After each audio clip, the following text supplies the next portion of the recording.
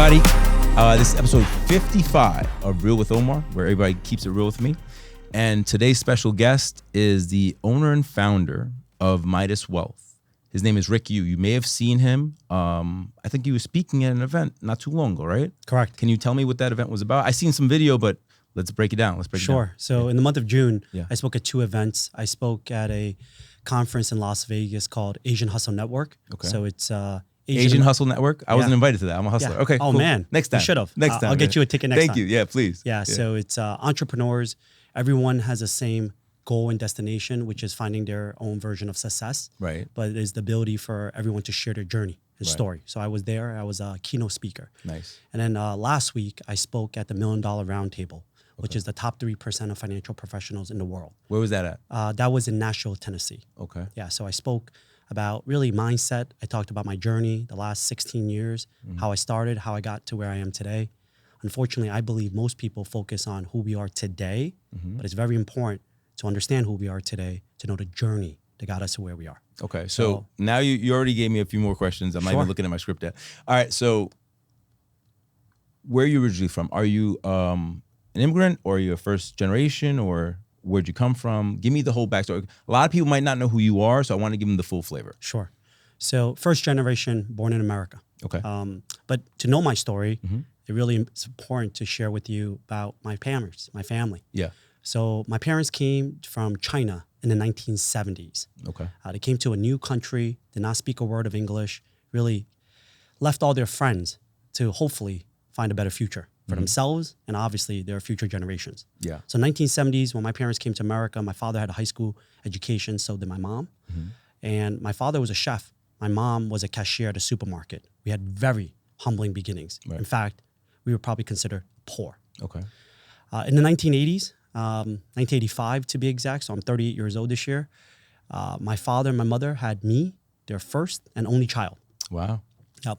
And my entire childhood, I was born and raised in Brooklyn, Flatbush, Brooklyn. Flatbush. That's really Brooklyn, guys, for you guys who know. That's really Brooklyn. Yeah, it's really Brooklyn. It's not Park Slope, not Williamsburg. No, Even the Williamsburg we know now. This is really Brooklyn. Yeah, yeah. So I'm like 15 minutes away from the projects, right? Right. And being a Asian kid growing up in that area, I had to learn how to think quick, be fast, and also defend myself. Yeah.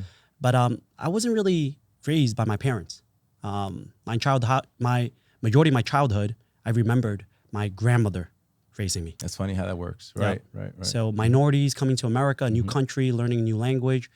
My parents are working 7 days a week, oftentimes 12, 14, 16 hours days. And I was raised by my grandmother. But when they were there, my parents, they emphasized the importance of education. Right. So I tell people this all the time, whether it's a minority thing or an Asian thing, my parents wanted me to be 3 occupations. They wanted me to be a doctor, a lawyer, or an engineer. The safe occupations that ensure success. Yeah. Yes. I mean, and just to interject, it's not an Asian thing. Sure. I believe it's a minority thing because I'm a first generation. Well, I'm Puerto Rican, so I'm American, but you know, our family had a very similar thing. So no, it's not an Asian thing. Correct. Let me just say that. All right. Correct. Okay.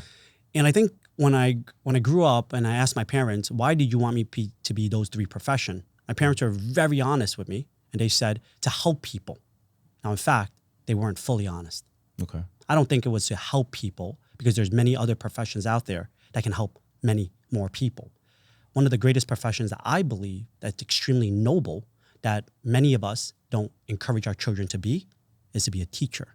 In fact, I would argue that teachers are the second parent to most of our children, right? But why do we not tell our children to grow up to be teachers? Because in America, teachers don't get the respect. They don't get the compensation. Correct. And quite frankly, they deserve a lot more, right? So when I dig deeper, I realize you're absolutely right. It's not to just help people. There is a certain level of prestige, a certain level of income. There's a certain level of security and stability.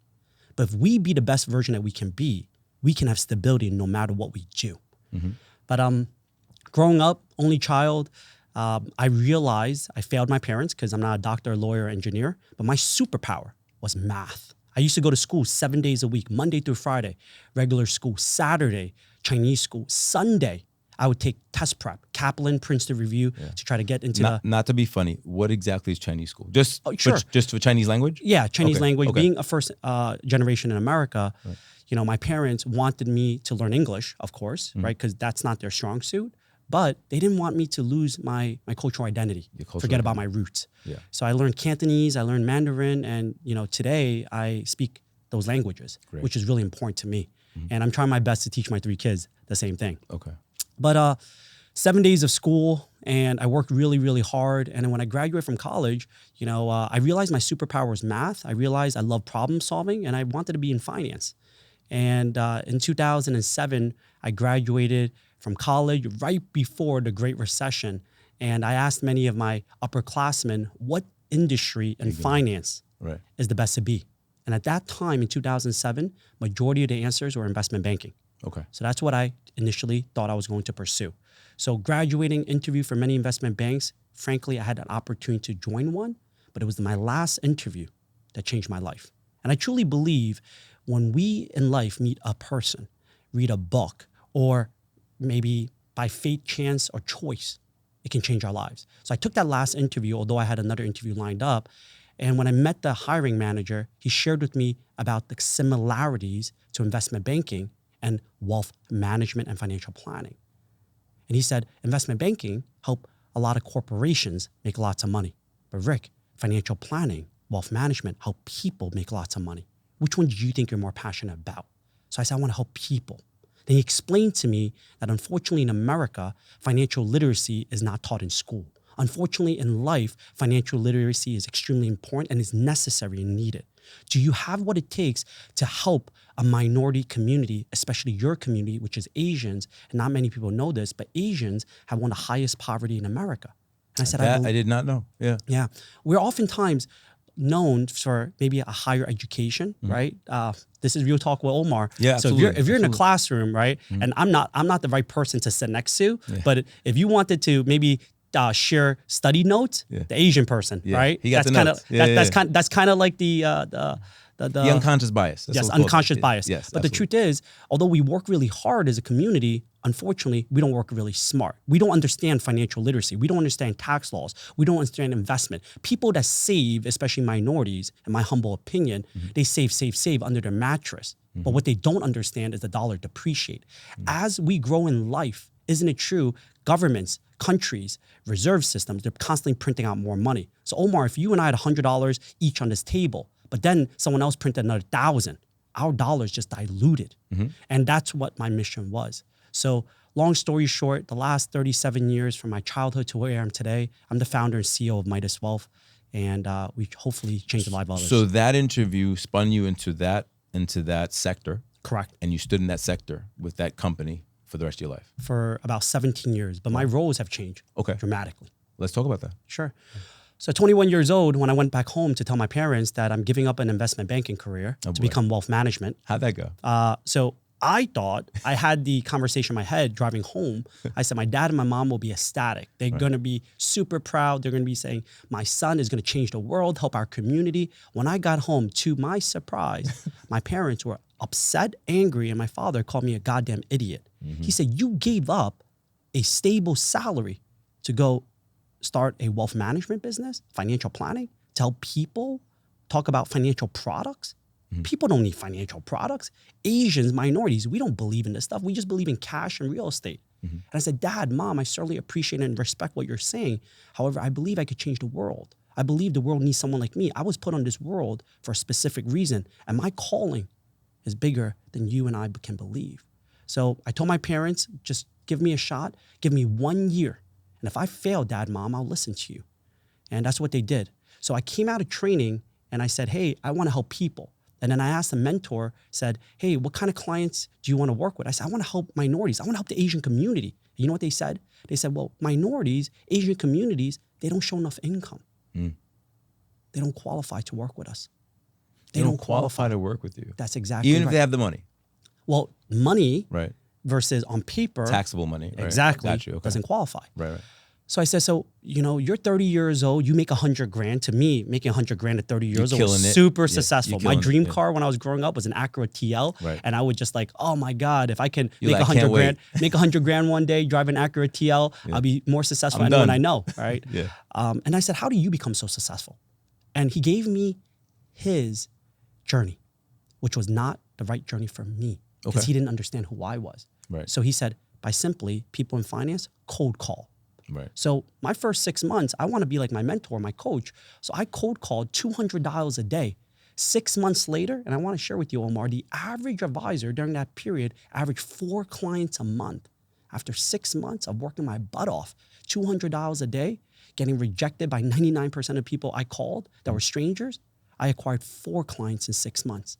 So 6 months later, I get a knock at my cube. My managing director put me on probation to be terminated. Wow.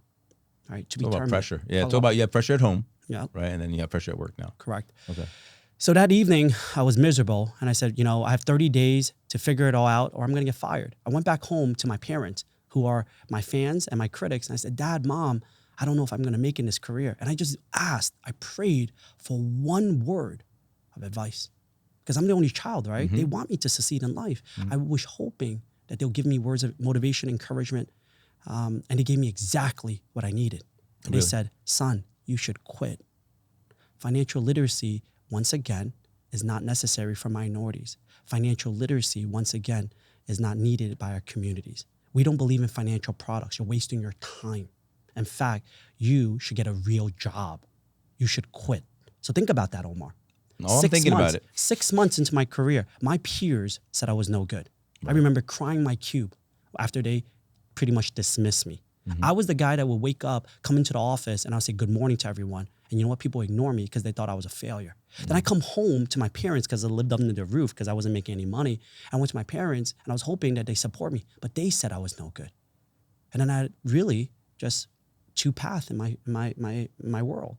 One, it was a fork, right? One is listen to what everyone else is telling me that I should be, which is a failure, right? But then follow their journey, follow what they say, and listen to them for the rest of my life. Or number two, I would stop listening to everyone, but instead I would develop a superpower. They say, and I said this on my speech recently last month when I spoke on stage, I said, there's a quote by Confucius. They said, we all have 2 lives. We start living our second one when we realize we only have 1 life. So I died that day. And what I mean by died, not physically, but mentally, emotionally, I died. I realized I can live a life that everyone would tell me I should live, or I can start living a life that I deserve to live. So instead of listening to people, did you know the average person has 7 negative thoughts a day, hundreds an hour, thousands, 7 negative thoughts a minute, hundreds an hour, and thousands a day. Everyone have their own negative belief, but they were pouring their negativity into me. So what I started doing? I stopped listening to them. I started talking to myself. I developed a superpower, which allowed me to look in the mirror and say positive thoughts, say words of affirmation, self-love, self-care. I can be whatever I choose to be as long as I believe. If I can believe, I can conceive, I can achieve. Absolutely. And then those next 30 days, I went back because I only had 30 days left. Right. Now, what's really special is when we are put into a situation where we have nothing to lose. I'm going to get fired anyway, Omar. I started doing things that were different, unique, because we are different and unique.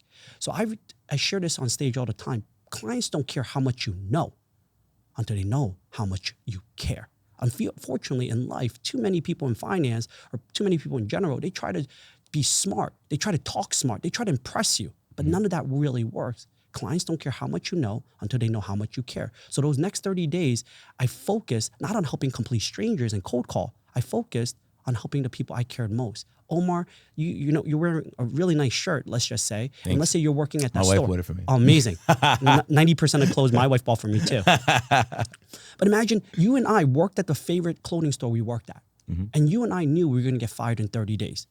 Right? And the clothing store we worked at, not only do you and I like it, but all our friends and family like it or need it. And if you know you're going to leave in 30 days, what would you do? Would you help complete strangers talk about the product? No. You help your closest people. Yeah. So in those 30 days, right before I was going to get fired, I said, Dad, Mom, I'm going to get fired anyway. You think I'm a failure. But Dad, Mom, have you ever heard of an IRA? Do you know what retirement Before I let you go. Sure. Yeah, I'm going to get fired anyway. Dad, Mom, are you familiar with what retirement planning is? Do you know how to read a tax return? They're like, no, I don't know how to read a tax return. So those 30 days, I just focused on the people that I cared most about, which is my people. And then guess what? First 6 months, I acquired 4 clients. Those 30 days while I was put on probation, I acquired 10 clients. Nice. And I survived. I went from... And it wasn't through cold calling. It was the way, it was your method. My method. Absolutely. Genuineness. Yeah. Helping the people that deserve to be helped. Yeah. And those 30 days, because I was the leading advisor that 1 month, I was taken off for probation. And I was given the rest of the year. Now, for 6 months, 4 clients, those 30 days on probation, 10 clients, the next 6 months, I acquired 40 clients. I went from bottom quartile to top 3 in my training class. Nice. That was my first year. Second year, I was number 1 in my training class. Third year, I became the youngest managing director of a Fortune 500 company in the country. Wow. I built a scratch office in Chinatown, Manhattan, New York at the age of 25 years old. I was the oldest person in my office, right? And there was a team, we were a team of 5. At 25 years old, I look back at most 25 years old, they don't even know, unfortunately, how to drive a car. I had to understand how to read a contract, a lease, hire people. And at 25 years old, I had a goal, a dream, a vision of when I was 21 years old to help my community. And I remember at 25 years old when I became a managing director, I had a scary situation where I went to a conference and I realized everyone that's a managing director for this Fortune 500 company did not look like me, talk like me, or even act like me. Yeah. I had imposter syndrome. I didn't think I deserved and belonged. So that's the second time I died emotionally, mentally. I went to a conference and they said, he was promoted. Who's this guy? Who's this guy? Yeah. He got promoted? Oh, they're probably just checking off a box, giving equal opportunity. Right. So you know what? Instead of working so hard like my parents, I decided to work hard and work smart. I realized at that point in my career and lifetime, you know how when we're younger, we used to think everyone is wrong, but in fact, everyone is right. My parents are right. My mentor is right. But the problem was the ways of the East, China, does not apply to the ways of the West, America. The ways of the West, America, does not apply to the ways of the East, China. So during that period, when I was 25 years old, I wanted to master a new level. And because everyone doubted me and thought the reason why I was promoted because I looked different and they were trying to give me equal opportunity, I died again, mentally, emotionally. And I was reborn by taking both styles and merging them.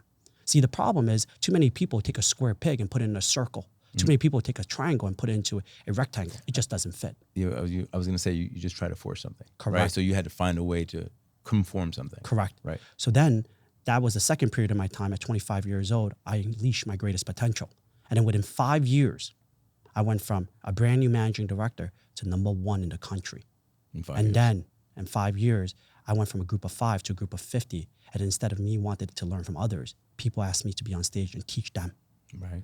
And then the rest of my story to where I am today is when you're on top of the world, right? Life reminds you how fragile it is. Right. At 30 years old, when I was number 1 in the country, 31 years old, I married the love of my life, my wife. Congrats. Thank you. And I felt life couldn't get any better. But my wife was pregnant after we got married, and I had anxiety. I was scared. I was going to be a newborn father, right? Life will teach you that if you think you're great, wait till you become a parent. Right. And you start learning about life. And then when my wife was pregnant, I worked even harder. I call this the minority curse. I became like my parents. I was working 14, 16 hours a day, sometimes 6 days a week. You became a slave to your job. Correct. I get it. Yeah. Correct. Yeah. And I remember my wife was 6 months pregnant and her feet started getting swollen. She couldn't walk around. And she said, honey, I miss you. You've been working too many hours. And you know what I did, Omar? I bought her a dog. Yeah. You gave her more work. Yeah. Well, I mean, if you think about it, of course. You just gave her more work. Of course. But I was the bastard that thought my wife's loneliness can be cured by a dog. Right. Because I figured and I thought that I had to go out there and provide. There is no time for me to be home. The minority curse. Yeah. And, open that up for a second, sure. because we've heard this so many times, but I want to hear your definition. The minority curse. Cool. What is your definition of that? My definition of the minority curse, or any curse in general, it doesn't have to just be by minorities, it could be anyone, Okay. is when we try to live a life that is told by others that we should live, Right. When we're chasing something that is not worth chasing. Our self-love is our self-happiness. Now, we all have a curse, and I truly believe this. Unfortunately, most people are a byproduct of their environment. Right. Children, babies, when they're born, I believe the only 2 things they're afraid of is height. You throw a baby in the air, don't do it, but you'll gasp for air. And number 2, they're afraid of loud noises. Right? They don't know color. They don't know racism. They don't know fear. They don't know anything else. right? But they don't have these scarcity mentalities, which unfortunately too many people in society have. And the reason why they have scarcity mentality is because their older generations taught them, and their generation teach the next generation. So it's up to you and I, Omar, to break that curse. Because if we don't break this curse in our lifetime, we will spread and pass this curse to our future generation. Yeah. And it's up to me and you in our lifetime to end that curse, and which is what I tried and I fulfilled and did. I remember when I first started in banking, it was 05, right? And I first started in, I had other businesses in the past, but I was recruited into this business. I'm not going to go into that, but so 08, the meltdown happens, right? Yep. So there was still business that needed to be done. And right now, interest rates are like 8%, whatever. There's still business that needs to be done. All the guys that jumped in so quickly, we discussed this before, about 60% of the realtors and probably 60% of the loan officers out of the business this year because it was so easy, right? So going back to what you said, when you were given your 30-day notice, when rates went below 2%, all my guys got the call. Yep. Yo, you have to lock in. Why?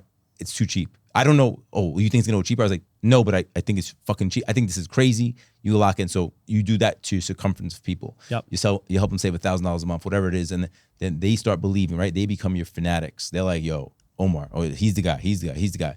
But going back to like my mom grew up from Puerto Rico, no English, came, worked, 7 days a week, and she was always living in scarcity. And the one thing, there's another term I kind of use, if you ever want to use it, I believe there was an imbalance, right? Because they're so all the way to the right scared because they have to make their paycheck because they get paid by the hour and everything is so calculated and everything is so fragile that they never have any type of equilibrium and can look at things clearly. Yeah. Because, and I don't know if that was designed on purpose, that's a whole different conversation. But I also know that when you don't have equilibrium, and I'll use it for the immigrants that with no language, no security, they live in fear, right? Yep. So that fear feeds into all of it. Yep. So I was the one who changed it in my family. Me and my mom would butt heads, right? But finally, I think 6 years later, she kind of one day she's like, I'm really proud of you. Like, I'm glad you didn't listen to me. And that to me was like the biggest thing that could have ever happened in my life. She was like, I would take her to breakfast on Thursdays. Like we had like little things, and she was like, yo, this is really cool. I'm really glad you didn't listen to me. But it took years of her seeing, not me hammering her, but me like when I bought the first house, I said, Mom, I'm gonna buy a house. Oh, what am I gonna do? I was like, all right, let's buy a 2-family. And I took care of it. She was like, oh, I have 25. I said, I have 25, let's do it. We bought the first house. And now she's an owner. And now I'm like, Ma, you could write off on your taxes. What do you mean? Depreciate. I explained all that, right? And all this I learned on my own because I was recruited into the business by somebody who doesn't look like me, but needed me to penetrate those markets. Yep. So instead of feeling used, I was like, yo, wow. So there's this whole other world that I don't know about. Let me educate myself and let me use it. Going back to what you're saying, to my people, right? And that's really what I'm about. I'm about giving access to all of us, which sounds like what you're talking about in terms of on the other side, the financial side. And I believe in that because once you start changing people's lives in a little way, the effects you have on them, the way I have personal friends of mine that were in really bad loans when I first met them, and they were told certain things and I got them out of it and I did this, I did that, and I increased their cash flow by $1,000 to $2,000 to $3,000 or $4,000 a month, and it changes their lives. They're like, I can breathe, right? And going back to equilibrium, right? Now some of my best friends, we all live in the same kind of area. We all, it's like you bring your tribe with you, right? Correct. And it's hard because most people don't think like that. Most people think, oh, only me, only I can have. And even some people that I may have worked for in the past, I feel that as long as I don't do better than them, it's okay. But once you start kind of like start moving in a certain area, now all of a sudden it's not that friendly anymore. And it should be because look, man, the more I can do, the more I got, the more we can help each other. That's the way it should be looked at. Do you see that? I believe, and if this is unconscious bias, please correct me. I believe the Asian community does have that strong connection to each other, that they try to help each other.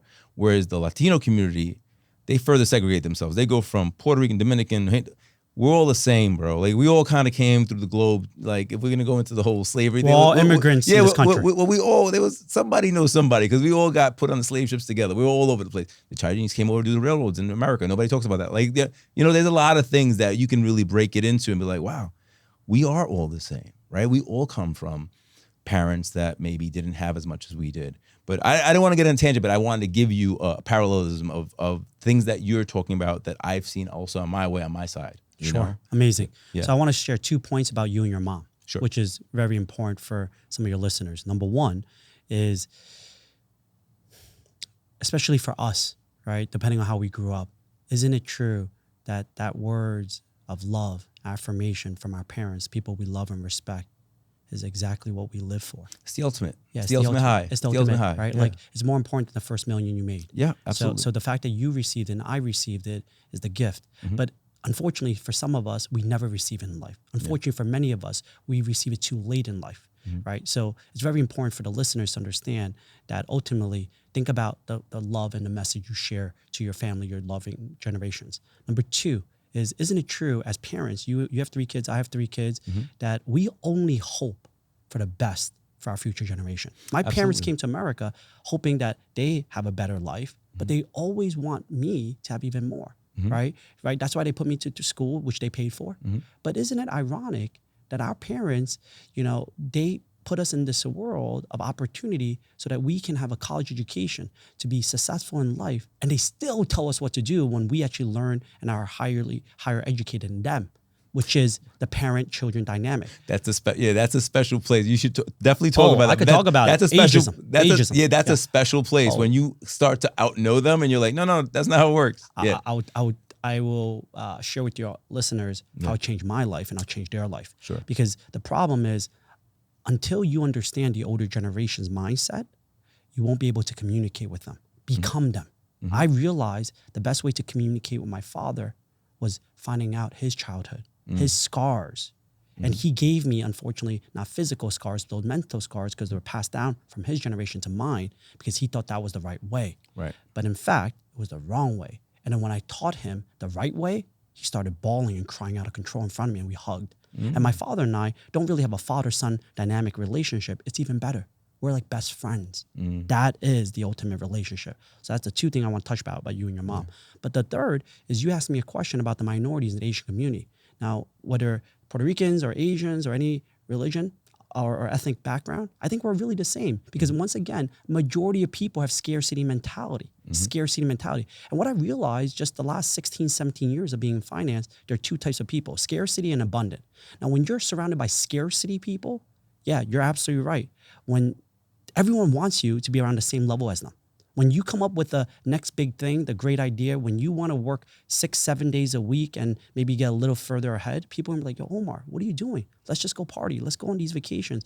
Let's leave work a little early. Let's go in a little late. Because everyone wants you to be average, everyone. But in life, do you want to be average, above average, or below average? You want to be above average. So you can't do the same thing as everyone else, right? But one thing that's really incredible is, once you stop hanging around with people that are scarcity mentality and you hang around people that are abundant mentality, they don't try to one-up each other. They try to collaborate. Absolutely. And grow. Absolutely. And get greater and better together, right?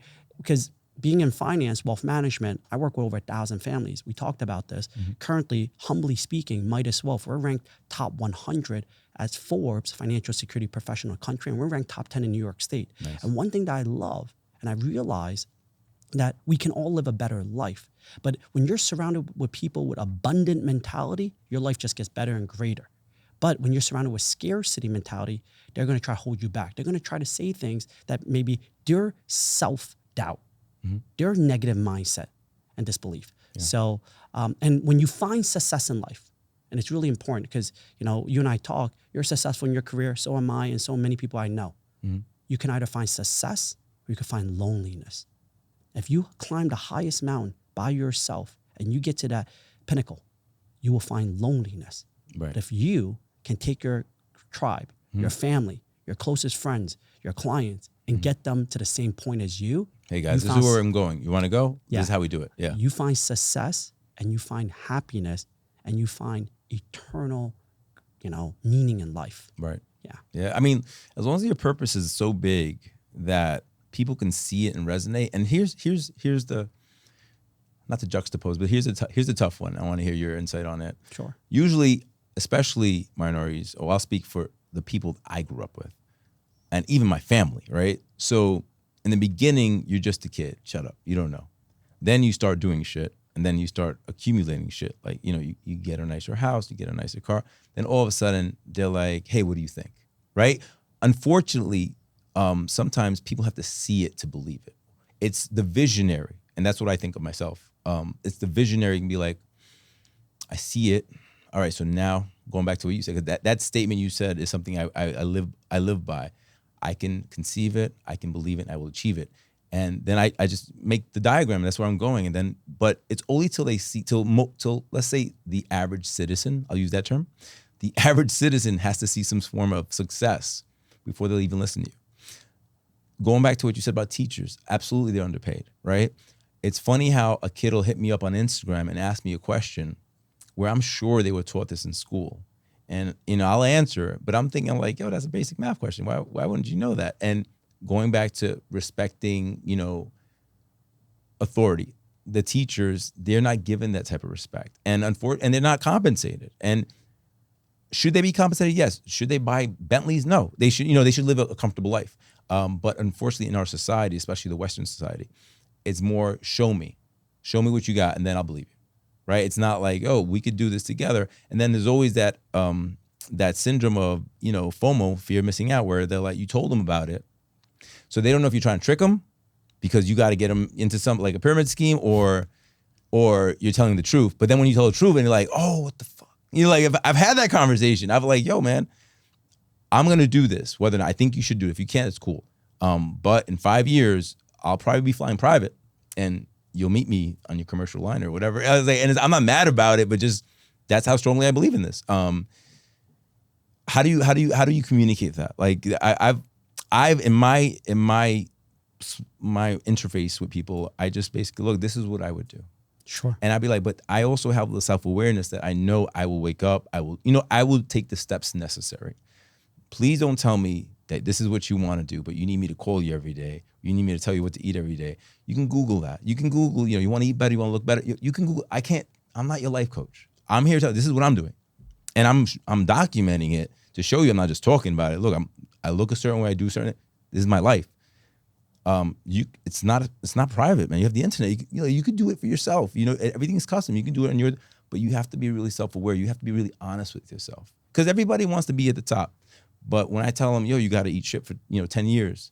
No, I can't do that. Well, then I guess you don't really want to be at the top. And that's not just a financial thing. It's whatever. If you want to be healthy, if you want to look a certain way, if you want, it takes effort, and it takes purpose. And people, I think they lose that. I think they're losing that with the proliferation of social media and seeing everything really immediate quickly. gratification. Yeah, immediate gratification. Yeah, absolutely. And then furthermore, I'll go into perpetuation of certain beliefs based on things that you see on TV, on magazines, like all these images. Going back to your statement about imposter syndrome, right? There's nobody who looks like me who's doing what I'm doing. I said this the other day. I was like, I grew up, I was 74, the 80s were crazy time in the Bronx, the 90s, I shouldn't be here doing this. I shouldn't be living in Westchester. I shouldn't have 3 beautiful kids that went to school. That's not really what my statistics would show, but I don't care. And if you approach it that way, things will change for you. Most people go back to what you said about being average, right? Oh, well, we're lucky to be here and I'm grateful to, I got this job that I get paid, whatever. Like they kind of fall into this false sense of not security, but of satisfaction based upon what other people told them. Going back to your parents, and even my parents, my mom, when you were coming up, they wanted you to have a stable job. They didn't care about you being a billionaire or whatever term we're using today. They just wanted you to be safe because they weren't. They lived in this society where they were scared. They didn't know where the next check was coming. They had to work. They get paid per hour. So if they work 16 hours a day, they made more money and stuff like that. I tried that in college. It wasn't for me. I worked 2 jobs. I was doing 7 to 5 and then 7 to 9 for like 8 weeks straight. My feet were swollen. I was 18 years old. I was paying for my own school. And I was like, I got to find a better way. I got to work smarter, right? Mm-hmm. So what do you tell to the kid that might be watching and be like, hey, man, you can do it too. But, some people might not have the constitution to metaphorically die and then come back to life. Like some people might need to hear something like, yes, this is the right path, you know, and some people need to hear that, hey man, most people telling you about things you can't do are self-projecting their own limitations on you. Again, we might sound like, you know, we're, I'm not to sound corny, but we're motivational speakers, but no, I'm just speaking my truth. And as are you, right? So if we can do it, they should be able to do it. What is the one thing you would tell a younger version coming up? Like if they face adversity, like give them a little cue. If you want to change your life, Mm-hmm. you need to stop listening to people that put you in a place where you are. Mm-hmm. If you want to change your life, you need to stop listening to people that put you in the place that you are. If you want to have growth, you must be uncomfortable. Being comfortable, there is no growth. I shared with you earlier that I died twice, but I didn't share with you my third death. Oh, okay. But I'll share with you later. Let's not forget that. But I will share with whoever's listening. What got you here won't get you there. But it's your one moment, your one book, your one person, your one opportunity away from changing your life. The opposite of success is not failure. The opposite of success is not trying, not starting, or giving up. You don't give up, you can't fail. Someone asked me, hey, Rick, if I had $1,000, that's all I have, my life savings, how do I become successful one day? The answer is simple. Although you're done with school, you're not done learning. Take that damn $1,000 and invest in yourself. Go to a damn bookstore and buy some damn books. Right. Read books by successful people, how they got to where they are. And now you're intellectually much smarter than where you were. And you have all the ideas and gifts to make it in life. Now, then someone said, what if I don't have $1,000? I have $10. Really simple. You ready for this? Buy a goddamn book and a goddamn pen. How about go to the library? Yeah, go to the library. Yeah, It's free. If you have no money, just go to the library. Just go to the library. It's free, right? Yeah. But even easier, like even you put me saying they have no money, right? Like $1. Mm-hmm. Go to a dollar store, buy a goddamn blank book and buy a damn pen. Okay? Then go around town and meet like the restaurants owners or any business owners or any random people on the street that you can view as successful and want to emulate and say, hey, I'm just a young kid trying to grow up and try to be like you one day. May I ask you, how do you get to where you are? Write it down. But ask them, this is the most important. Ask them, what is your biggest problem although you're successful today? What is your biggest problem in life although you're successful today? You know, my true core belief is the future trillionaire. And to me, and it sounds crazy, I'm in wealth management and financial planning. Money means nothing to me. Because I believe to have financial independence, 90% of it is your mindset. It's your mindset, right? We're not really judged, and we shouldn't be judged by our income, our title, our net worth, our assets. We should be judged by our character, who we are as human beings, and how we are a contributor to society. But all you have to do is take a notebook, blank book, and a pen, and write down everyone that you think is successful, their biggest problem. Because the future trillionaire, the future most successful person in the world will be the number one problem solver. Right? So if I met you for the first time and I said, Omar, you're very successful. What is your biggest problem? What's your biggest concern, although you're a multimillionaire and successful in life? And you write it down. I may not be intellectually smart enough to solve your problem, but guess what? I'm going to go around finding a solution to your problem. Now, if I can find a solution to your problem, now I have value. What is that worth? Right? Priceless. There you go. Yeah, absolutely. We may think we have no value, but we're priceless.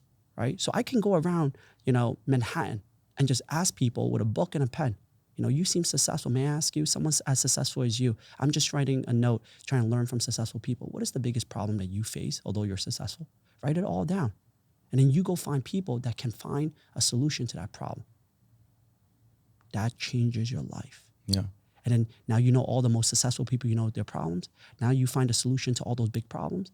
Now who has all the intellectual capacity? Because wealth is not just financial wealth, it's physical wealth, right? Like who cares if you're a billionaire and you only have a month to live? It's worthless. Yeah, absolutely. It's financial wealth, it's physical wealth, physical health, intellectual wealth and health, right? That's when you become unstoppable, right? So that's what I would tell someone that's brand new, right? Like, hey man, you're 18 years old, I'm 38 years old, I'm twice your age, but you got time. Don't give up. Don't stop. And more importantly, start, right? But because of our negative beliefs, because of our surrounding, because most people in life and society is scarcity mentality, they try to put us down. You could be down, but you better get the hell back up, right? Don't stay down. You stay down, then you count yourself out. Yeah, that's when you lose. That's when you lose, Right. So that's what I would say to your listeners. Okay. Do you believe in representation being a factor when it comes to the masses being influenced by media? I touched on it a little bit. I just want to touch on it a little more because it's something. It's actually a very interesting topic of mine because it's just something I've been seeing so much lately, and I love that it's changing. I love that we can control our narrative now. I love that me and you can get on this. I can get it produced, and we can push it anywhere. And if we want to get crazier, we put some money behind it and get it everywhere. I love that. I love that because there were so many instances in my life as I look back, and I talk to my kids a lot, and they're younger than me, and I'm like, look, you can do that. When I was young, I was told I couldn't do that. And I'm just using the TV, for example, as being a medium where I had a really interesting conversation with a mentalist, and he goes, listen, people told you that this is happy. He was like, why is that happy? He was like, how many people are killing themselves? But you would never know that because they're all smiling. And that to me opened up like a Pandora. I'm like, yeah, that's fucking right, because the image was trained upon us through, visual optics. Hey, that's happy. Hey, this is sad.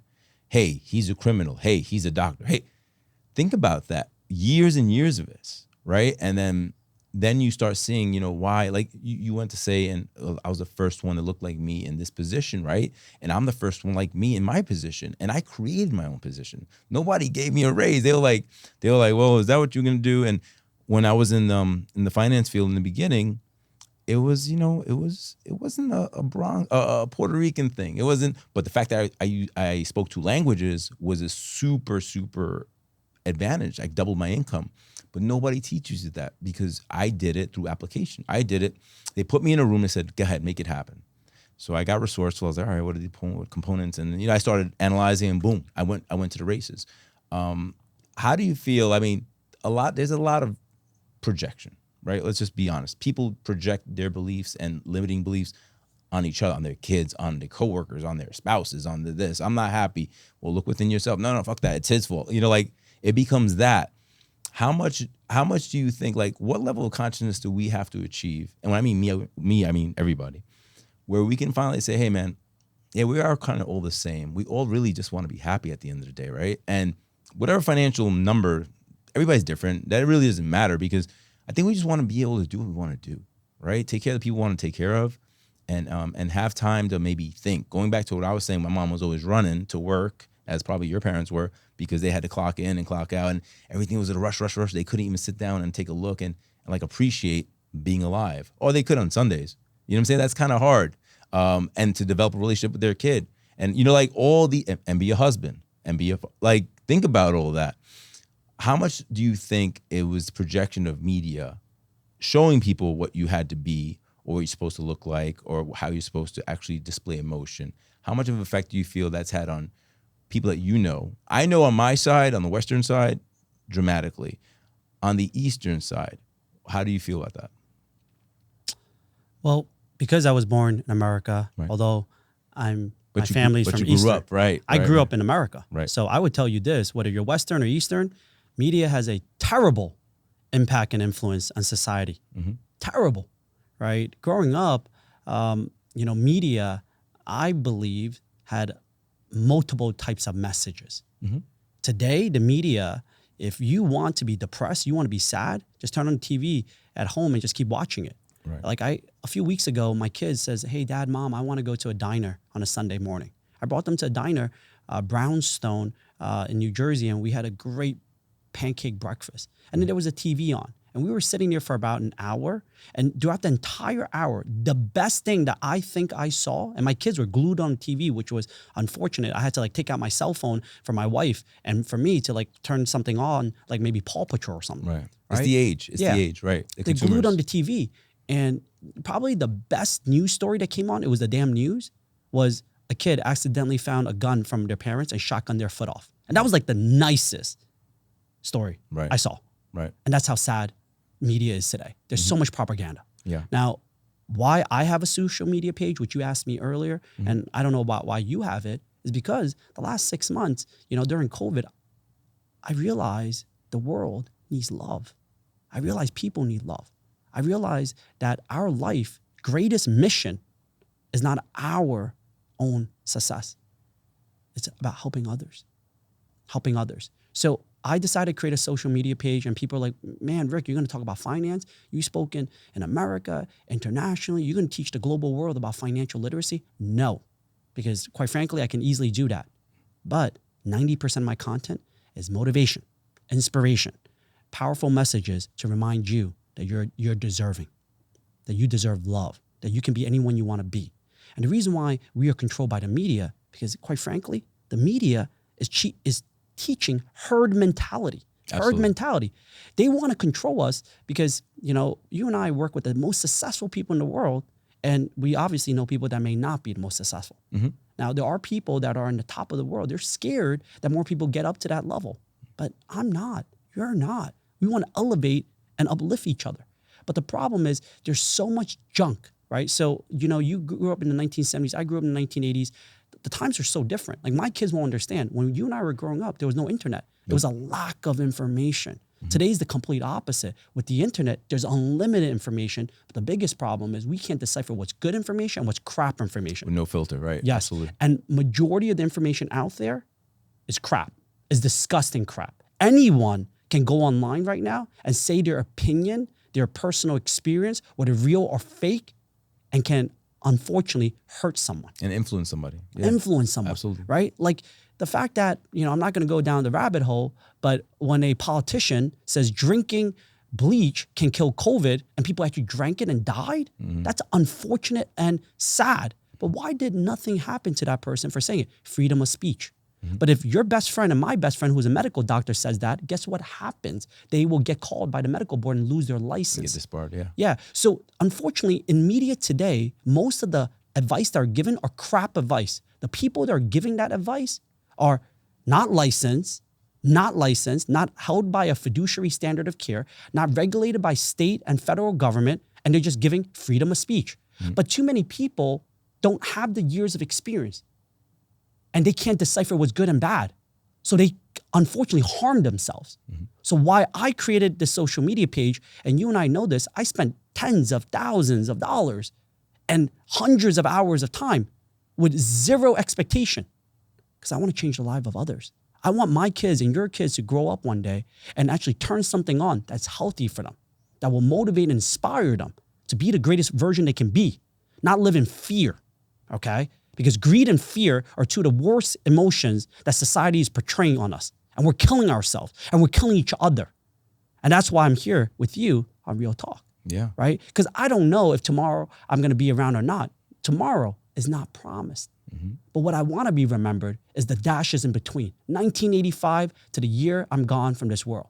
What the hell did I do in the dashes in between? What impact did I leave, right? What impact did I leave? Yeah. How many lives have I touched? Yeah. During COVID, you don't know how many people I've helped move out of New York City to the suburbs.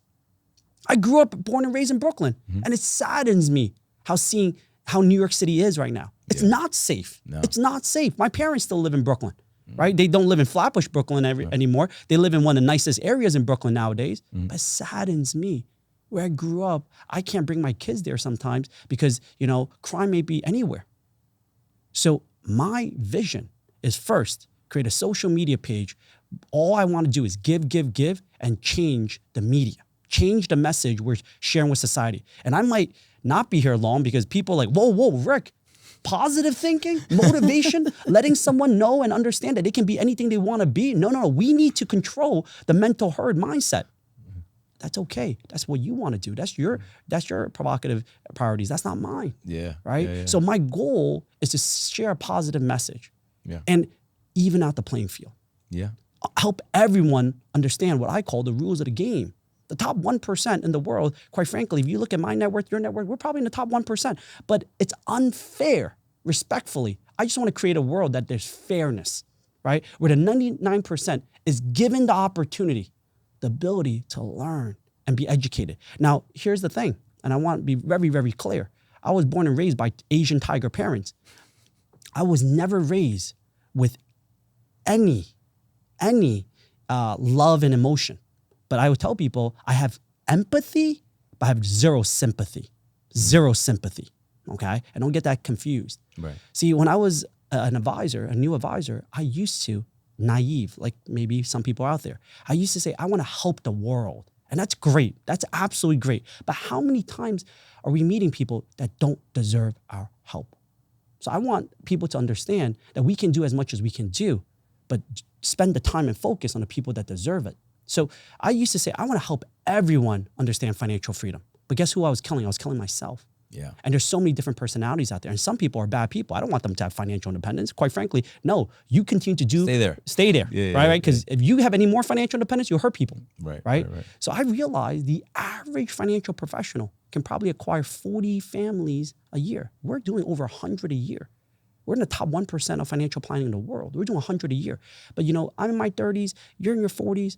I'm most likely, and I want to at least enjoy life, right? I'll tell you my death soon. Okay. But I'm probably going to do this for no more than 20 more years. Now think about it. If I help 100 new families a year, 20 more years, guess how many families I'll help? 2,000 more families. 2,000 more families. So it's imagine like you and I are building Noah's Ark, right? In New York City alone, there's 10 million people. 1% of 10 million is 10,000. You and I can only help 2,000 families. We can't even help 1%? 1%. Right. And that's just New York City. In America, there's 300 million plus people. So you know what I've gotten older and wise and realized? I'm only going to help the people that deserve to be helped. That I don't need the people are going to execute on like your advice, right? That becomes the other thing because everybody wants to talk to you, right? And then they'll talk to you again on Monday, then Thursday. Be like, hey, did you do anything? I'm a little different. Yeah. I'm a little different. I'll tell you why. Okay. You and I are in finance. You and I have been to so many conferences, and I tell people this. Today's society is different from when you and I grew up in the 1970s, 1980s. In fact, today's society is even different from pre-COVID. Too many people in finance, loans, real estate, or any industry are taught to constantly follow up. I was reading this one article about one of the top real estate agents in America saying, hey, if a client says no to you, you need to go through at least 5 rebuttals and no rejection. By the time you get to the 5th one to the 12th one, Harvard study says a 80% rejection would drop to 20%, and then they'll say yes. Screw that. Yeah, I don't believe in that either. I don't believe in that because you know why? At the end of the day, instead of going through 5 to 12 no's and then someone saying yes, I'll just give them one chance. Omar, I'm going to give you fiduciary, honest advice. You put a lie detector on my arm, it's going to pass with flying colors. Right. You ask me, Rick, what are you doing for your wife, kids, and your family? I'll show you my plan, my portfolio. After I show you that once, you can take your time and decide. And then the second time I ask you, you're going to say yes or no. There is no third time, Omar. Because you know why? You and I should not or may not ever see each other for the rest of our lives again. And that's okay, right? Because I believe life is greater than you and I. I believe, and I'm agnostic. I don't know what higher being. I do believe in a higher being, but I don't know which one, right? Yeah. Is out there. I believe I was put in this world to save a certain amount of people, help amount of people, change the lives of a certain amount of people, but not everyone.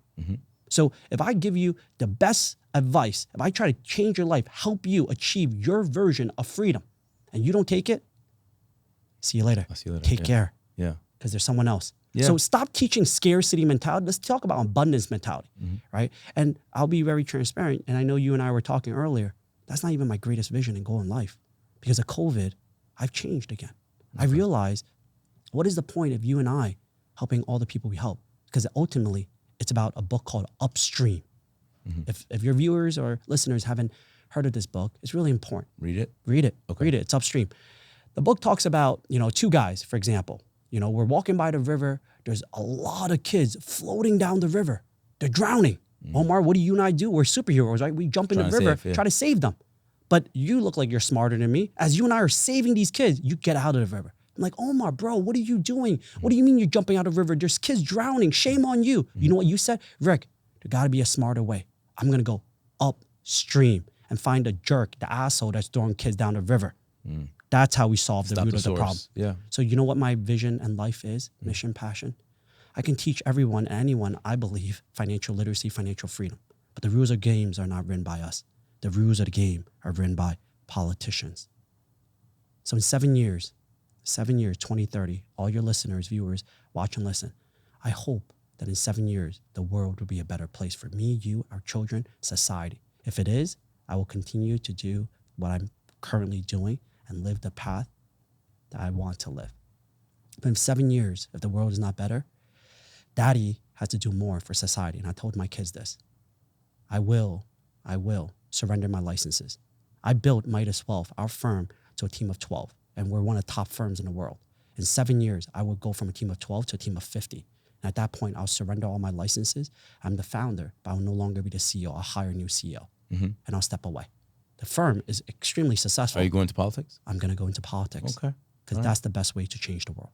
Okay. And then I wrote this down. By 55 years old, you're like, Rick, why 55 years old? In 7 years, I'm 45.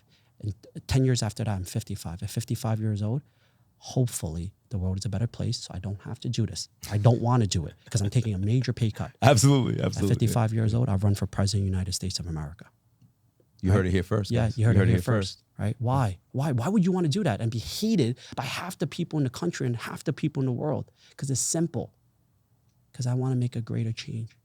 Right? I have kids, and they're going to have kids, and they're going to have kids long after I'm gone. I need to change the world now. And why 55 years old, which is roughly 17 years, you know I'm good at math, is because even my youngest daughter, who's 4 years old, should be 21. She'll be strong enough when society throw rocks at her, not physically, but mentally, emotionally. And half the world will hate her. But I can't do it right now because my kids need daddy, right? Papa Bear to protect them. But in 17 years, when my daughters are 21, my son is 23, they're strong enough. I would have developed them enough to be strong human beings in society. They'll take care of themselves and their own. And then now I will go out there and I'm going to change the world. I'm going to go upstream. I like it. Yeah. I like it a lot, man. Wow, that's a big vision, man. You got my vote. Amazing. I appreciate that. But, you know, and I tell this, like, people don't understand this. If you know, July 4th was like a week ago, right? Yeah. If you actually look at history, our founding fathers did not believe and did not want a two political party system. It was actually, they believe that having two political party system will create, you know, polarized society and it will divide us as a nation. But over time, we created a two party system. And I say this all the time. One option means no choice. Your wife says, hey, Omar, you want to have some vegetarian today? No choice. No choice, baby, right? Because it's only vegetarian. Sure. Yeah. Option 2, vegetarian or you want oatmeal. Now you have a dilemma. Right. 3 choice is really the choice. Okay. 3 choice is really the choice. We need a 3-party system. Unfortunately, you know, running for as an independent is very, very difficult. And isn't it true?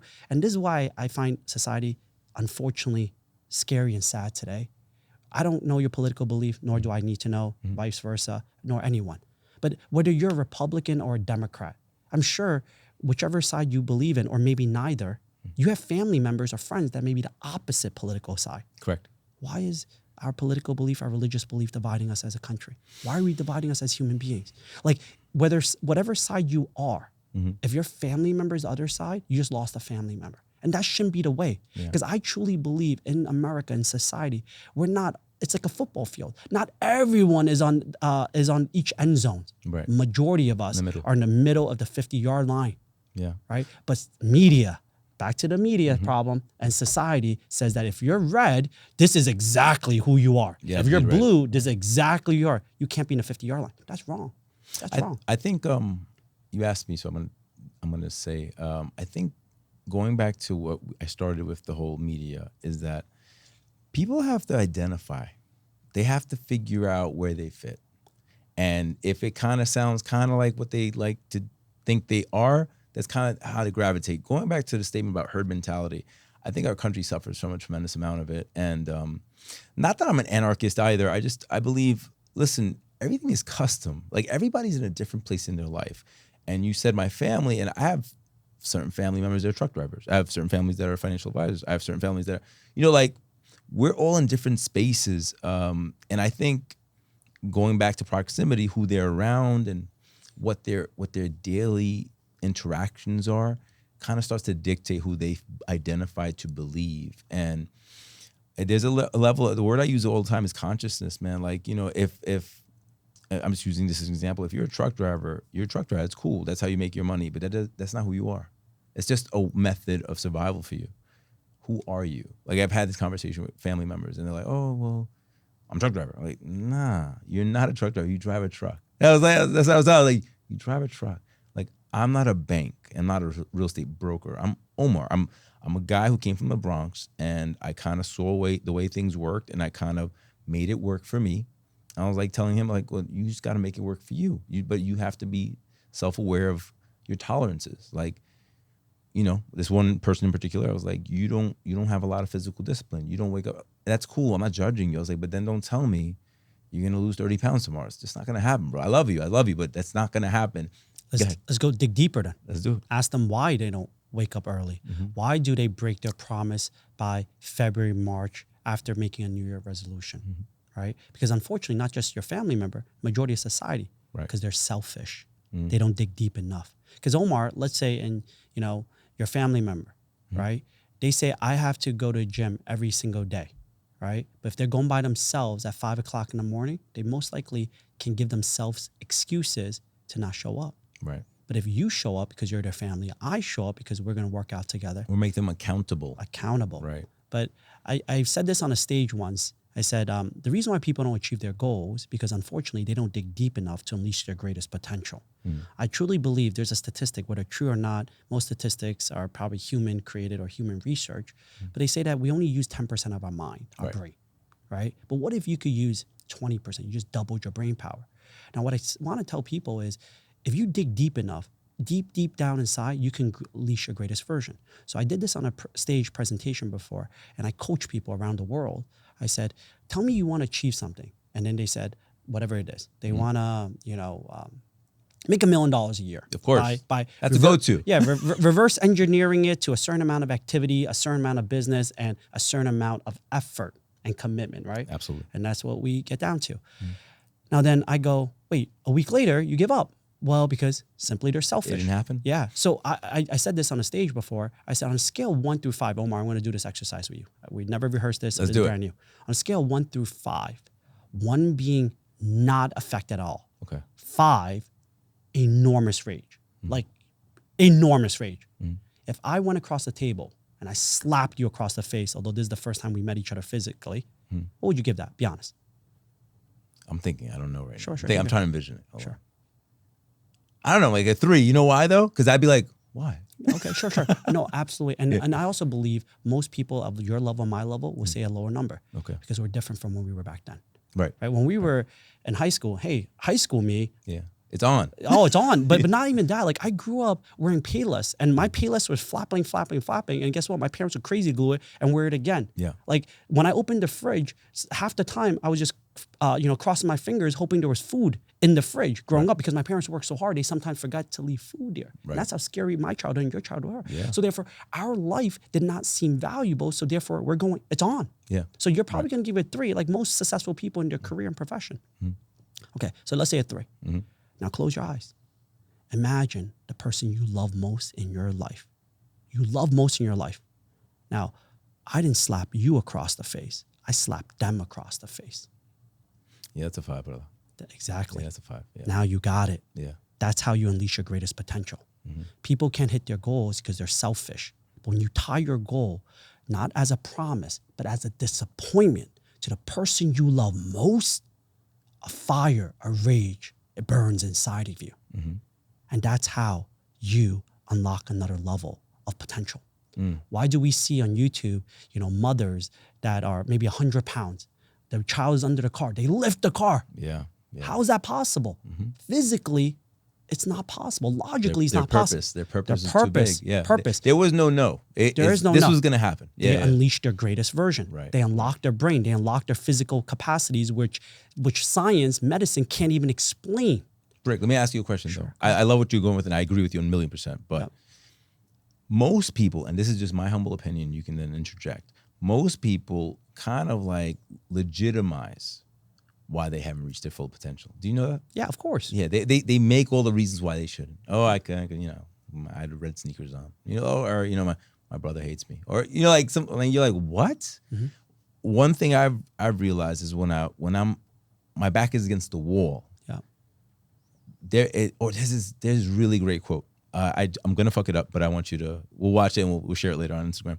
When Leonidas meets up with Diomedes, I believe the 300. Yeah, well he's like, well, you can either surrender or something else. And he goes, well, I don't know how to do this and I don't know how, so I guess we're going to have to fight. You know, like that. Yeah. When you approach it that way, when that's not an option, Yeah. I guess we're going to have to die then. Yeah. And he said it so matter-of-factly, it resonated with me because I was like, that's how I approach a lot of things in my life. I'm like, this has to happen. So that's it. That's it. Like you just blank out everything else, right? But going back to what you said, yeah, when your purpose is bigger than yourself, it becomes very clear, very easy. Exactly. Very easy. Exactly. And that's the reason why most people can't follow through with their commitment is because no matter how great their commitment is, when there's any type of level of struggle or requirement of discipline or even time because they're impatient, they give up. Yeah. But when you think about that journey and that destination, and you think that across that path, who is waiting for you there? Who believes in you? Who loves you? And who will never, ever stop being there for you? Yeah. Or who'll never give up on you. Give up on you. Right. Right. You will show up Yeah. with your greatest version, right? And you'll be there Absolutely. with them. Absolutely. And that's how you change the lives of others. Absolutely. If that's what somebody needs to envision, it's a really easy way to motivate them. I feel that people, and it's not a knock on motivational speaking at all, believe me, I believe it has a place. I believe that it's almost to a point where people almost say, well, I have to go get some motivation and then it'll be okay. And then 3 days later, they're back to where they're at. I was like, no, you can go listen, get inspired, and then develop your discipline. Because it's the execution part. It's not just the I know how to make $1 million. Great, go do it. Oh, wait a minute. I'm gonna have to suffer for like 9 years. Well, the goal was in the $1 million. All the other shit I don't care about. You said you were gonna do it, right? So do it. And that's when people start backing up. They're like, nah, and then they kind of back up. I kind of have like that Homer Simpson when he goes into the grass. You know what I'm saying? I'm like, guy, then you don't want it. Like they'll be like, Omar, like, how'd you lose 40 pounds? Well, I tracked my macros. I saw this. I did this. Increased cardio. My steps. I broke it down. You can do it. When do you find the time? Well, I woke up at 5 a.m. Why can't you? Why? It's not. I'm not Superman. I'm just a guy who says, yo, I have to do it. Like like you write on the wall, it has to get done. Same concept. And I believe that's what we're missing with a lot of this generation. Yep. You know. But the reason why they can't do it is actually greater and bigger and deeper than most people understand, especially from a coach perspective. Because I coach hundreds I'm learning around the world, the country and the world. Is like the person you say, why can't you wake up at 5 a.m.? And they're like, I try my best, but I just can't. Now, if you actually follow them for a day, a week, a month, you're going to realize why. Because they're family members, their spouses, their significant others, people around them. Their immediate proximity. Their immediate proximity environment are staying up to 1 a.m. watching Netflix and chilling. Yeah. Right? So therefore, it's FOMO. You say it, it's FOMO. Yeah. They just can't help it because their environment actually condones bad habits. So therefore, they're a bad habit. And then they become almost an outlier if they try to change it. All of a sudden, it creates friction and everything else. Exactly. Yeah. They're like, wait, what do you mean? Why are you not hanging out? Yeah. Like, what do you mean you're not hanging out on Friday night and you're going to bed at 10 p.m.? Like, dude, what's wrong with you? Right? That's unfortunately society. So it's not that they don't want to wake up at 5 a.m. It's because their environment does not allow them to wake up at 5 a.m. So you and I, if we want to help someone, we have to go dig deeper. We got to go upstream and find the root of the problem. See the why and the root of the problem. Right. So that's an example. Like me, growing up, Asian parents, my parents would go to work before I wake up. They'll come home after I was put to bed. My average dinner time when I was a young boy was 10 p.m. Wow. 10 p.m. I would always sleep past midnight. And I would wake up at like 7 a.m., 6 a.m. because I had to go for school. Right. That's why I'm only 5'6", man. Yeah. If I had the right amount of sleep, I'd be 6'5" today and playing basketball and dunking on people. I'm kidding, right? As we all talk. I want to be a basketball player, right? But the point is... Me too. Yeah, all right, it's cool. You have a better chance than me, man. But, like I didn't know that stuff. Like growing up, my parents taught me to just be good at math, right? Which has helped me in society, but they never taught me to work out. They never taught me to work out. They didn't know about that. They didn't know about it. Right. They never taught me to eat healthy. Like for my birthday, if I did well in school, you know what was a treat for me? McDonald's. Yeah. McDonald's. Yeah. Like growing up, like McDonald's was like something special. Right. Like my birthdays, I was like, Dad, Mom, I want a Big Mac. Yeah. Instead of a $1 menu, can I get a Big Mac? Yeah. Right? Because that's unfortunately society. But it was that So one. society and economics. Yeah, society and economics too at that time in your life. Absolutely. Like today, I rather literally go to like grass Central Park and try to eat some grass that's organic than eat McDonald's. With all due respect, like if you put a McDonald's burger and you leave it there for a month, you come back a month later, it's probably still there. It look even better. Right. It look even better because now it glows, right? But I want to share with you is that one person that'll change your life. You don't change my life, my wife. My wife. You know, when I'm married. If you don't mind me asking, what's her background? Oh, her background, she's Korean. No, but besides that, professionally.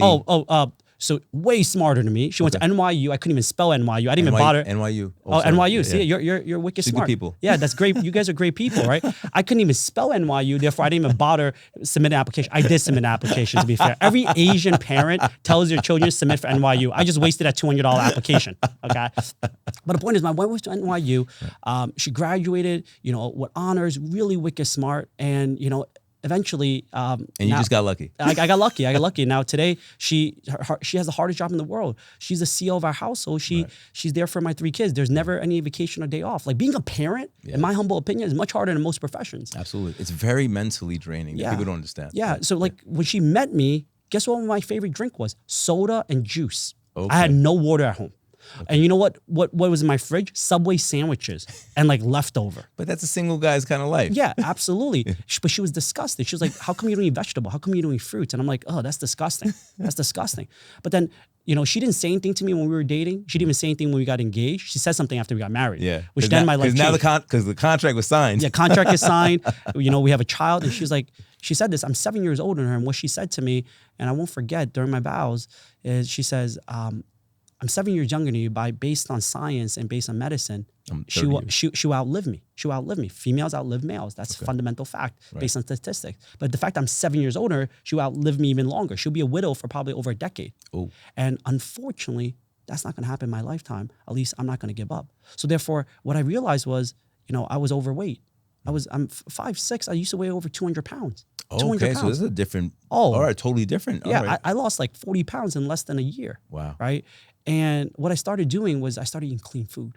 What I started doing was drinking water. Stop drinking that damn juice. Stop drinking sugar beverages. Yeah. Stop eating processed food. And it's those little things in the beginning that you see such a big difference. For sure. Yeah. And then amongst her family, she has 3 other siblings. Her oldest brother played varsity at Boston College hockey. Ooh. Her second brother was in the Junior Olympics in soccer. No pressure. She played she played sports as well, but her younger sister played at Princeton soccer with a scholarship. So you can see her whole family are athletes. Yeah. So when I met them, like they're all bigger and taller and stronger than me, and I just realized I'm like, man. But amongst my friends, I was considered big, strong, or active. You're the man. Yeah. Amongst their family, I'm a weakling. But guess what? They got me into the habit of working out. Yeah. They got me into the habit of eating clean. They got me into the habit of reading books. Right. And it changed my life. Yeah. So being surrounded by the right people will change your life. Absolutely. Marrying my wife changed my life. Mm-hmm. Right. So I keep talking about that because we're a byproduct of our environment. Mm-hmm. Although we may tell people wake up at 5 a.m. and I know deep down inside, the person that commits to it at that moment, they believe in it. They want to do it. Right. But they're not strong enough to overcome their environment and societies. Dude, not to go off on a tangent. Go ahead. But I used to post, I used to wake up at 4:30 before COVID. Now I wake up, it depends. I'm more, this is my word now, custom. Like if I have to be up till 11 o'clock at night tonight, I'm not going to wake up at 4 because I like how many hours can I be up and be effective? So when I do post my workout videos, all my friends are like, oh, okay. We're making sure because people are voyeuristic. Not that they're not doing it, but they like to know they're part of something. Almost tribal. Going back to that word tribe. I use it a lot. It's very tribal. And they're like, oh, all right, I see you. Like, and everybody gets excited, right? Yep. So you being embraced by your wife's family and them not kind of excommunicating, but including you. Yes. And changing your life. That must have felt like a really good feeling. Of course. I'm Chinese, they're Korean, right? Every Asian background race, if you have any listeners, they're going to say that their country is the best, right? Right? You and your community too. I get it. And they embraced me. They embraced me. Yeah, that's great. And that changed my life. And just thinking about society, there's so much that we can do for ourselves. But we talked about earlier, commitment, motivation, right? We talked about that. And quite frankly, that's level 1, Omar. Right. And I talk about this. That's the beginning. Yeah. And unfortunately, and I do this on my Instagram, 98% of people can't even get to level 1 motivation. without help. Without help, Right. or seeing it, or something has to give it to them, right? Correct. They They have can't their get own there. That's self-generated. why, once again, majority of people give up on their resolution by March of the year. End of first quarter, most people gave up on whether their workout routine, they're eating healthy, or whatever it is. Right. So 98% people. Now 1% of people get to what is called level 2, discipline. Right. Society keeps talking about those people, the 1% in the world, the movers and shakers, the executives, the top players in their profession. Titans of industry. Titans of industry. Right. Those people. Yeah. But very few people talk about level 3, which is the final level that most people don't even know about, talk about.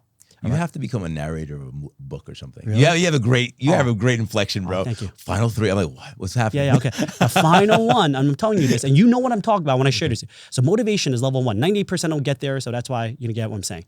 Level 2, 1% is discipline. But level 3, the hardest to find. When these people walk into a room, you can see and feel the air just leaving the room. The energy. Yeah. The energy. And that level 3 is obsession. Obsession. I don't think Michael Jordan, Kobe Bryant is motivated. Oh, they were motivated when they came out of their parents' wombs. Yeah. I don't think they're disciplined. I think they're obsessive. They're obsessed. Yeah. Yeah. Which is why so many people that they play on their team, if you watch their interviews, hate them. But because their only focus was winning. Now, I've seen to interject with that, because I'm a basketball freak. Sure. The guys that didn't get along with them were the guys who didn't want to work. Yes. That's exactly, just to be very clear. Some guys live and died with them, but the other guys, the guys are like, I don't want to. Yeah, get out of here. Yeah. But the people that even didn't want to work, when they won the championship, they thank them. They praise them. Of course. Right? And that's the problem with society, right? I believe the people that are obsessive are the industry changers. The movers, not the movers and shakers, is they're going to change the world. The market makers, change right? Everything. Yeah, absolutely. Like how, like Steph Curry, people were shooting threes. The guy was shooting half court, full court shots. Yeah. He is obsession. Yeah. Michael Jordan, obsession. Kobe Bryant, obsession. I don't know if you've watched any of the movies or read the books on, I'm going to say the wrong name right now. Damn, I can't. Steve Jobs. Steve Jobs. He was obsessed. Yes. Like everything I've read about him, I'm like, wow. But he changed the fucking world, bro. Exactly. Yeah. He changed the world. So change the world. Yeah. And when you meet those people, when you become that version of yourself, not only do you change the world, but even if the world hasn't been changed yet, you're living in a different world. Yeah. You're living in a different world. Absolutely. I did a presentation recently and I put the date, let's say July 2033. And then someone in the audience made a smart comment. It's like, oh, your team, your media crew can't even get the dates right. And I said, no, they got the date right. It's just that I'm living in 2033 while you're still living a world of 2023. Ooh. And that's truth, Yeah. right? You think Elon Musk live in our current day and age? There's no way he would have be able to do what he does without believing and living in his own version of the world. Correct. Absolutely. Correct. Like the guy wants to bring people to Mars. Yeah. Right? Saying that out loud is crazy. Yeah, it's crazy. It's crazy. But the point is, I think there's a saying, I think Albert Einstein was known as crazy. Yeah. Until he passed Until away. he was known as a genius later. Until he's known as a genius. Right. Because he's not the same. Right. He's a unicorn. And most people are horses or donkeys in life. Right? I love that quote. Right? So that's a quote I just made up right now. But hold on. Most people are horses or donkeys in life. But we're fucking unicorns. All right? I didn't say that. Yeah, I said it. Okay. Cut that, snip that from my Yes. But like most people don't see a unicorn. And when they sense a unicorn, they will say whatever they want to say to dismiss them. But as long as the unicorn believes they're special and they're a good unicorn and they were put in this world, not for themselves, but for others, they're going to change the world. Yep. Right? I'm in the process of writing my book. I actually finished a book. And in 2020, during COVID, unfortunately, I had 5 clients, friends, and family pass away. Damn, it's hard. Yeah. Sorry about that. During that period, I realized none of this matters. Yeah. Tomorrow's not promised. Life is fragile. Life is fragile. Right. I wrote on a bucket list, like, what are things I want to achieve? And one of them was like, I want to write a book that will change the world. I want to write a book that my kids can pick up if I'm not here anymore, my grandkids, and Hear they my can thoughts? hear Yeah, my thoughts, I be like inspired. that. Yeah, I like and the that. book's name is Unleashed. Okay. Live every day like you'll die tomorrow. So only then, Omar, will you and I start living life fully, truly, today. Unfortunately, too many people procrastinate. I'll do it tomorrow, next week, next month, next year. My man, nothing is promised. There may not be next year.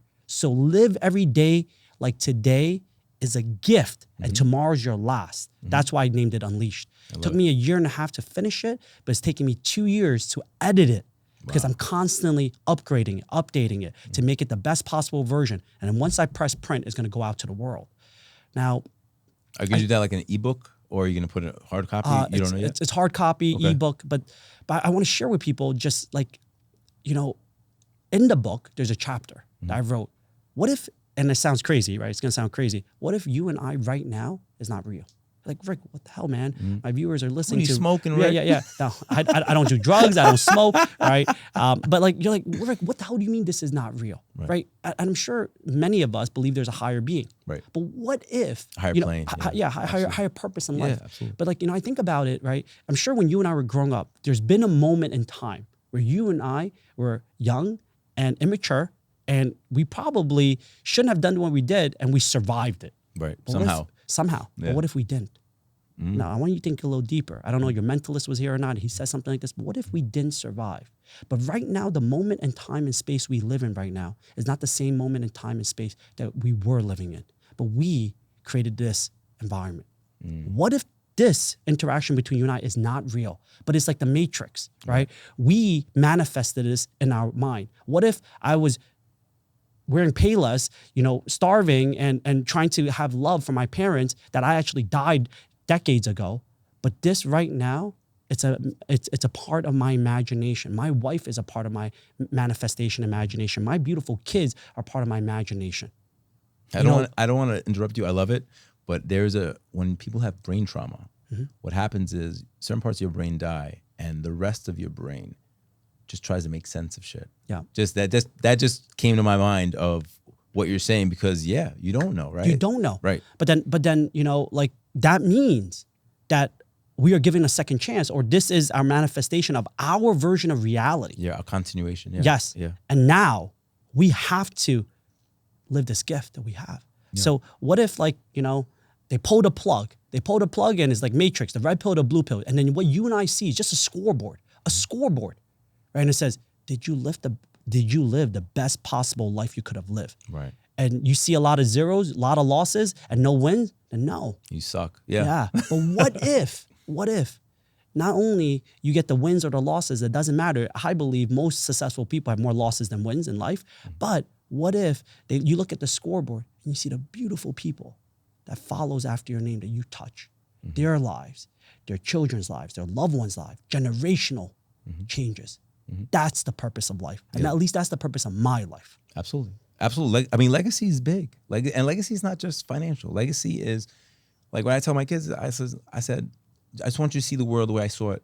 Maybe you're going to develop new skills because it's a new world. Every year, technology changes the paradigm.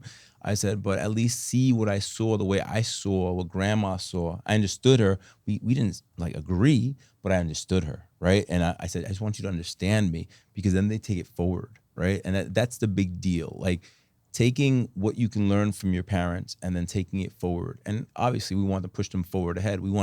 I started here and maybe I'll end here, and they start here now. So they're supposed to go up, right? The whole thing is a better life. The definition of the better life, though, becomes the fungible factor. Everybody has a different definition. People who don't have any money will always say money.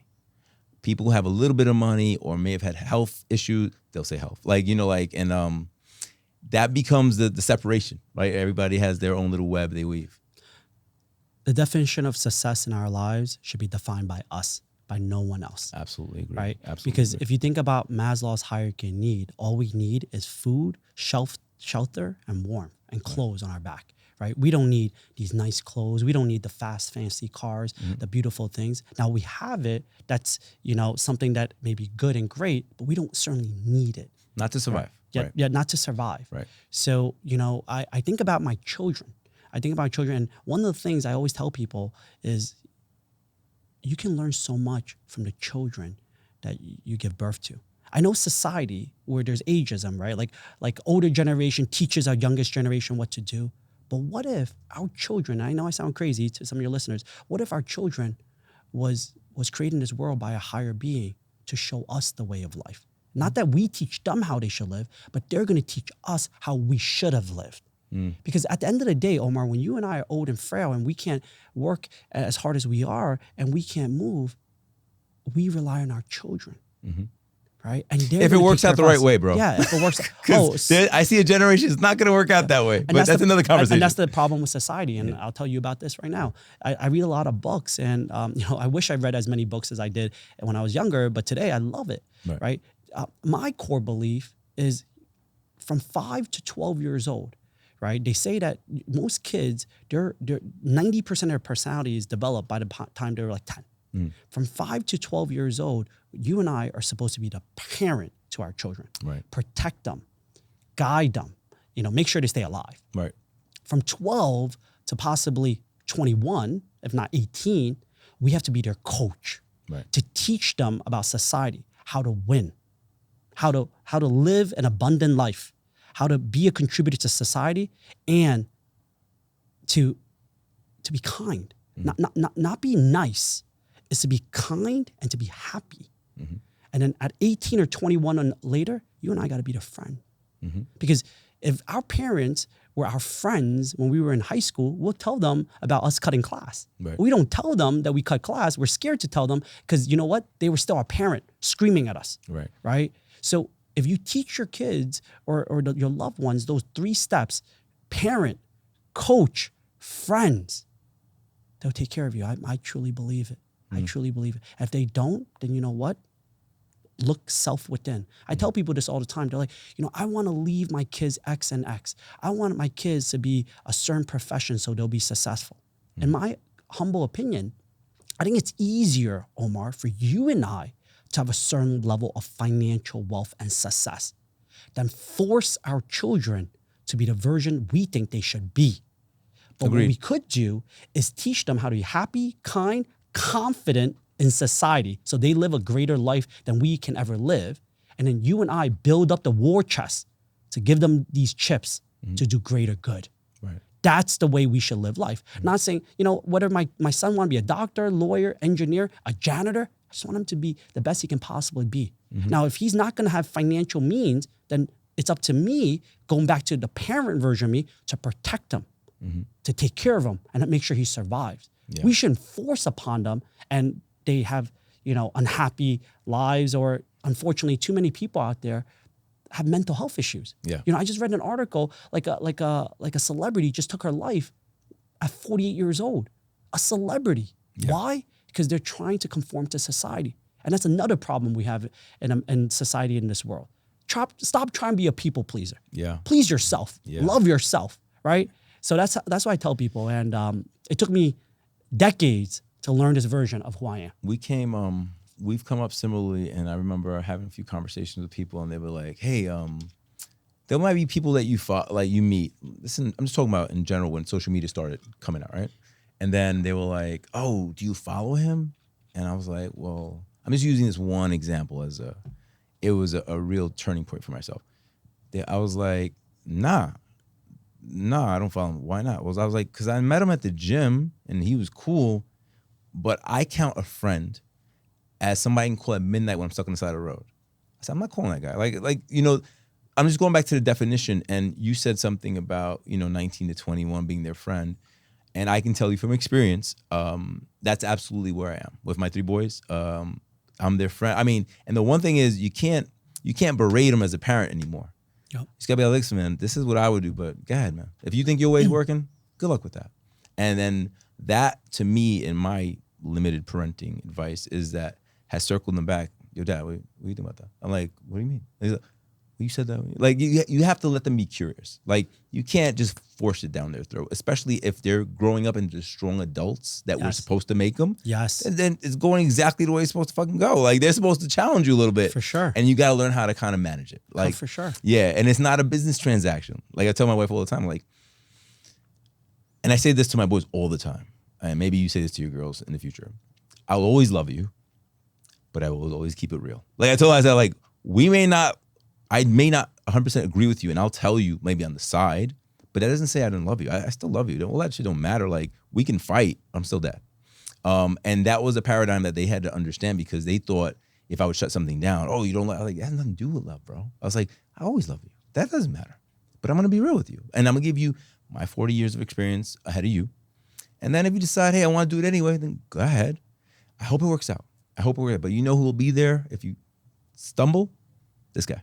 This guy. So that's the one part that I've been trying to impart on them, because going back to the way we grew up younger, and you in the Asian household, me in the Latino machismo household, like we were taught not to, we don't love our father, or we don't love our kids. They don't say I love you. It was just very rigid. Women are to cook and you are to do this, and I'm gonna drink now, and it was just very the stereotypical what you see on TV. Yep. I'm telling you, it's all fucking connected. You would see it on TV, and you would see it in your house, your apartment. You're like, what the fuck? This is exactly what I'm seeing. So it perpetuated the myth. But who produces and directs those TV? Is it people like you and me? Absolutely nobody else like you and me, Rick. And Yeah, that exactly. is the whole point. That is the whole point. Controlling the herd. Yep. So you and I can produce and direct the movies and the shows and the life we want. There you go. And I'll tell you this, and you're raising your children to be confident, strong, and men that seek advice. Correct. Have humility. Right. Now there's a difference between being humble and having humility, right? Humble, if you Google it, says, hey, you get to a certain point, you got to lower yourself to match others. Right. But having humility is the ability to learn that there may be a better and greater way. Mm-hmm. So it's somewhat different. And I'll share with you, I can learn from my kids. Like just seeing how happy they are, how creative they are. I lost my creativity when I was a young child because my parents said, no, no, no. Yeah. But if we raise our future generation to be confident, to be whoever they want to be, we're going to change the narratives for society. And I love it, right? So you and I are breaking this minority curse, this situation for our family. Absolutely, man. Absolutely. That's the whole point. You said something about your purpose. My purpose of the documentation social media is to first control my narrative, because if not, somebody else will. I believe that. Like, you'd have to rip my heart out for me to say I don't believe that. The second thing is, I'm documenting what I'm doing. I'm giving away enough information that if they wanted to bad enough, they could do it too, because I feel that there's enough for everybody. Find your situation, find your deal, right? You need financing? Oh, I did this deal this way. I explained exactly how I did it. Or maybe they can negotiate their own deal. You know what I'm saying? Like I just want people to know that people like them are doing things like this, not just one guy wearing a suit in Manhattan. I won't say his name, but he's not the only real estate guy out here. There's all of us. There's Spanish people, Black people, Asian people. We're all capable. We develop. We're all smart, in different ways. And we should all have the ability to convey our message undiluted and uncorrupted by anybody else. And that, to me, is the reason for my documentation. Just to let you know, giving access to people. They thought it wasn't, you can't do a deal like that. Absolutely, you can do a deal like that. I've done a deal like that. Look, episode this, I break it down. Go do it. Good luck. Whether they do it or not comes back into the motivation and all that. They have to have the discipline and wherewithal and be resourceful and find the right attorney. Like, there's work to be involved. That I don't break down into, but it's doable, right? So, and that's my whole goal. It's doable if you want it. If you want it, you can make it happen. Abundance mentality. Absolutely. Abundance mentality, because if you're comfortable and you don't give it away, you'll stay there. Yeah. But when you give it away, and quite frankly, I love giving it all away, because then other people can uplift me to constantly push forward and come up with more creative ideas, right? And you and I talked about it earlier, right? Realistically, many of us can only help maybe 100 families a year, 20 years, 2,000 families. One-on-one. Yeah, right. One-on-one, right? But the truth is, like, why are we like struggling to say, hey, try to take everything? No, there isn't. And to be fair, I found an inner peace of myself that I have enough. So people ask me, what is financial dependence? When you realize and decide it's not actually chasing something greater, bigger, and larger, is realizing what you have is enough. Now you have independence. Now you're unleashed. Now you have no more shackles that are tying you down, although physically we're not tied down, but mentally we're tied down because we're chasing the next thing. And mentally and spiritually, right? Because it affects your whole karma. Correct. But you said you were going to talk about your third death. My third death. Yes. Yeah. So we're closing in on the 1 o'clock mark. Sure, absolutely. So after I bought my wife a dog, everything happens for a reason. The following month, I worked so hard, I coughed blood at work. I had an ulcer. I coughed blood. And then after I coughed blood and I was scared to death, my wife was pregnant. I went home and I told my wife, honey, I coughed blood. I'm scared. What should we do? And then you know what she said to me, which was the third thing, my third death. She said exactly what I needed to hear. She said, honey, let's have a divorce. Whoa. Mm-hmm. So at that point, I said, well, what do you mean you want to have a divorce? Mm-hmm. I'm dying. You promised me you'll be here through thick and thin. You became a victim. Yeah. Like we just got married 2 years ago. You promised through thick and thin, right? Like, and then she says, no, I don't want to divorce you because you're dying. I want to divorce you because you won't be here for our family anyway. You promised me when we got married, you'll be there. You promised me that you'll be a great role model for our unborn son. But you're going to work before I wake up. You're coming home after I'm in bed. Does that sound familiar though? The minority curse. Yeah, there you go. I was unfortunately drowning in the curse without even me knowing it. And she says, well, if you're going to die young anyway, and our children won't know who their father is, then I might as well divorce you now and not let you ruin their life and pass that curse to them. Wow. And you know what I said to her? I said, if I don't work this hard, we can't live in the high rise of Manhattan. If I don't work this hard, you can't have this lifestyle, drive this car, go on this vacation, have all these things in life. And you know what she said to me? She said, I don't need this. You keep telling me what you think I need. You never ask me what is it I want and need. And all I want and need is you. If we don't have this, we can move home and live in your parents' basement. We can move home and live with my parents. It doesn't matter. What are you chasing? And then the following week, I retired from being a managing director. I told the company that although we were the previous year #1 in the country, I died. It's not for me. Yeah. And I was reborn. And I realized that at that point, I found a greater purpose in life. So in January 1, 2018, I started this new firm called Midas Wealth. Midas Wealth is named after my son, Midas. Based after King Midas?